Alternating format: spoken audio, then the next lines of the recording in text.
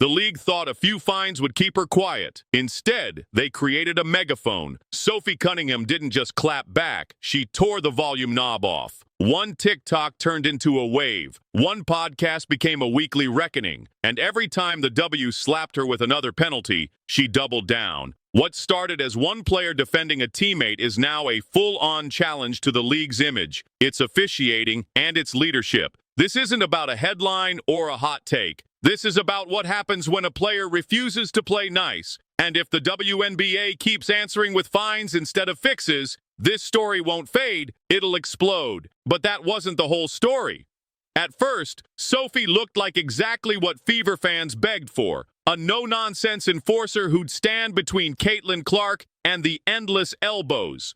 She brought edge. She brought loyalty. And most of all, she brought a refusal to pretend everything was fine when it clearly wasn't. Fans had spent a year watching star treatment run one way, while their team's franchise player got hammered with no whistle. Sophie didn't tiptoe around it. She said it. Then she said it louder. The league could ignore fans. It could ignore clips. It could even ignore the scoreboard. But it could not ignore a player who refused to use the approved script. And that's when the pressure cooker started rattling. The first hit was small, almost petty. $500 for a TikTok where Sophie lip-synced a few barbed lyrics and tagged the meaning to some refs. It blew up online. The message landed. The league noticed. They tapped the discipline button and hoped that would be that. It wasn't. Days later, she revealed a second penalty. $1,500. This time tied to comments on her own show about inconsistent whistles and how games were spinning out of control. She wasn't ranting. She was documenting. It didn't matter. The league treated it like a breach. Fans treated it like proof. And the scoreboard. It stayed the least interesting part of the story. But the third strike turned a storm into a headline. Sophie called out a double standard everyone could see. Paige Buchers, a rookie, getting what looked like superstar treatment from the whistle. Meanwhile, Caitlin, the biggest draw in the sport, was still meeting brick walls without a call. Sophie didn't hedge. She didn't hedge because the tape didn't hedge. And that's when the third fine landed. Another hit for talking about officiating and naming names. By then, the numbers almost didn't matter. The message did: speak plainly, pay a price. She paid it and kept talking. And then came the twist nobody saw coming. An MCL tear ended Sophie's season. Most players go quiet after that. Sophie got noisier. Her feed stayed active. Her voice stayed sharp. A bikini embrace clip went viral, not because it was flashy, but because it screamed one thing: she wasn't going anywhere. She addressed the injury with honesty, even defended the player involved in the collision, and got back to doing what the league seemed to fear most: talking plainly about how the game is being called. The court went silent. The microphone did not. But where did this defiance actually begin? Before the injury, before fine number 3, Sophie showed up in a Tres Leches tee featuring herself, Caitlin Clark, and Lexi Hull. It was cheeky. It was tribal. It told fans, I'm with them. Depending on where you stood, it was either a wink or a provocation. In a league that prefers unified messaging, she made her own. The shirt wasn't just merch. It was a map. It said she knew exactly who had her back and whose temperature would spike. She wore it anyway. That's not an accident. That's a mission statement. And then she found the perfect amplifier. Sophie launched Show Me Something. The name said it all. If the league insisted on vague answers, she would ask direct questions. If refs wanted the benefit of the doubt, she would ask for consistency. Episode 1 didn't just trend, it triggered. The W hit her with that $1,500 penalty, and she practically laughed. Not because money doesn't matter in the W, but because the principle mattered more. She didn't stick to safe topics. She called out the climate around Caitlin. She said what other locker rooms discussed off camera.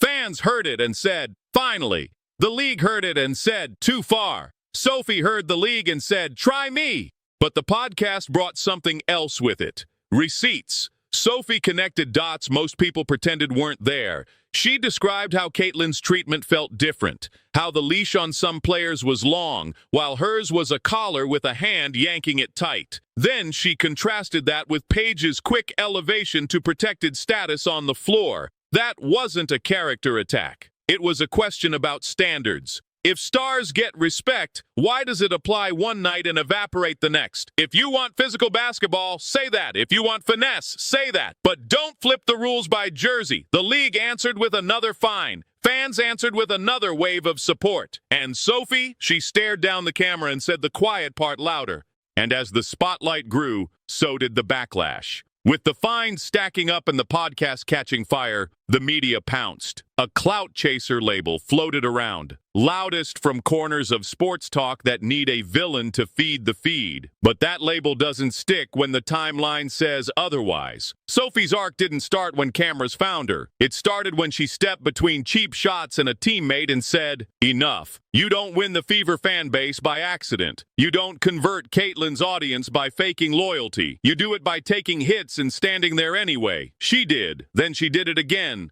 But the temperature wasn't just media heat. It was institutional. Leagues live on perception. Are games fair? Are stars protected? Is the product consistent? When a player with a real platform says, "No, you can't PR that away with a highlight montage. You have to fix it, or risk the narrative getting set without you." Sophie tapped into something raw. Millions of new eyeballs on the W who don't have patience for insider politics. They want the best players treated like they matter. They want big games decided by players, not by which crew drew the assignment. They want clarity, not contradictions. If the WNBA keeps answering with fines, they're telling fans the conversation is closed. But the fans just arrived, and they brought questions.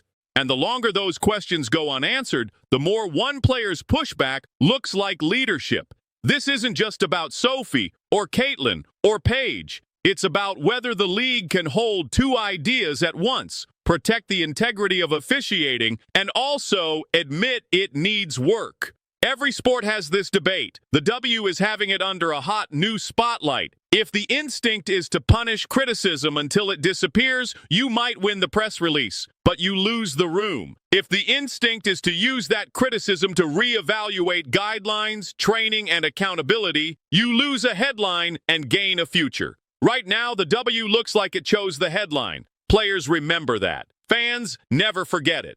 And here's the part nobody in a suit wants to admit.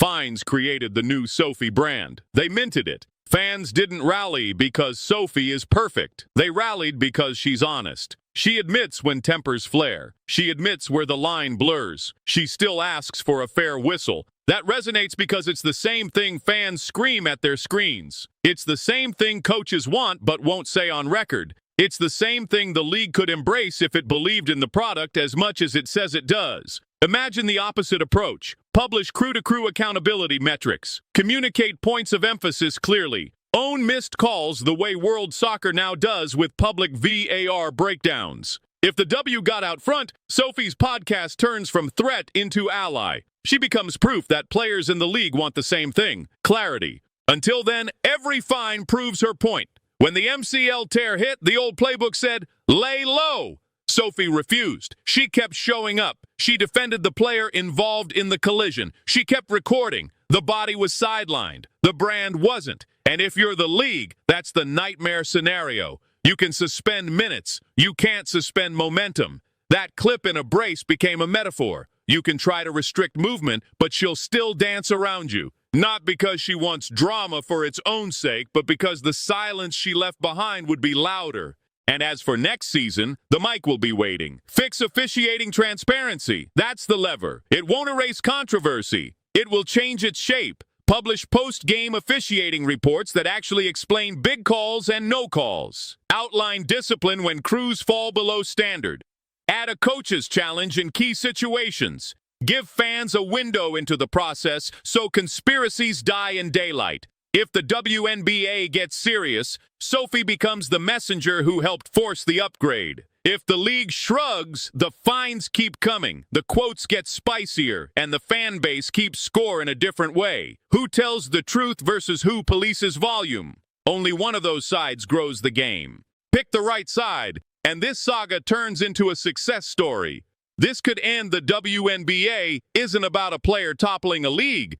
It's about something more fragile, trust. If new fans believe the deck gets stacked by crew and night, they won't invest. If players believe the price of candor is punishment, they'll stop speaking until something breaks. But if the WNBA treats Sophie's noise like a flare, not a threat, they can steer towards something better. The league wanted control. The moment demands credibility. Sophie chose credibility. She stood up for a teammate, called out contradictions, and ate the fines with a grin. So here's the real twist. The quickest way to lower her volume is to fix the issues she's shouting about.